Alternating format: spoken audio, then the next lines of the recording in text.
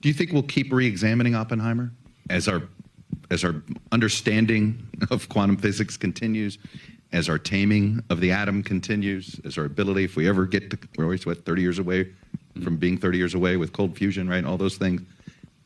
Will we continue to relitigate his legacy? I hope so. I mean, when I talk to the leading researchers in the field of AI right now, for example, they literally refer to this right now as their Oppenheimer moment.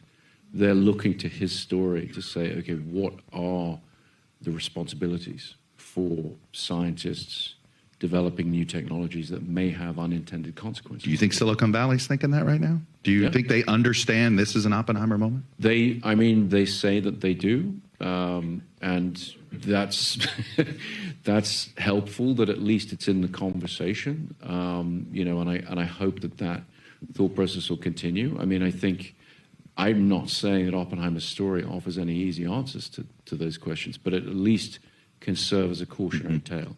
It at least could show, you know, where some of those responsibilities lie. Christopher, if I could get you to do 2 screenings, right? I'd have you do 1 screening to the U.S. Congress. What would you hope they would take away from this? I think more than anything, coming out of making the film and as it starts to go out into the world, I realized that we talked about this earlier, our relationship with the fear of nuclear weapons ebbs and flows with the geopolitical situation. Right. And it shouldn't, because the threat is constant. And very often, when you look back at history, some of the closest moments to nuclear disaster have actually been in times of relative calm geopolitically. So even though the situation in Ukraine kind of puts it more in the forefront of people's minds, the truth is nuclear weapons are an extraordinarily dangerous thing to have lying around the house. And it is not something we should ever forget about, and it's not something we should take lightly.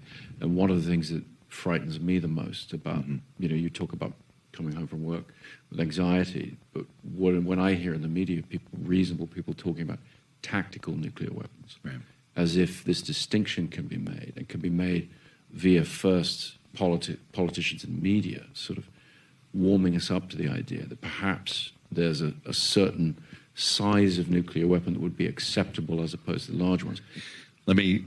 One more screening I want you to have, which is in Silicon Valley. And what do you want those guys to take away from this film? I think what I would want them to take away is the concept of accountability.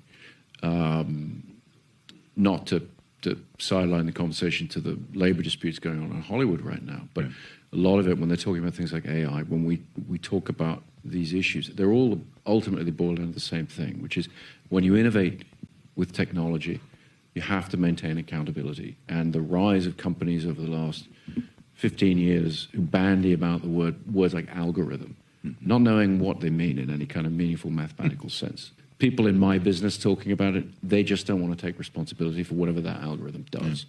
And applied to AI, that's a terrifying possibility, terrifying.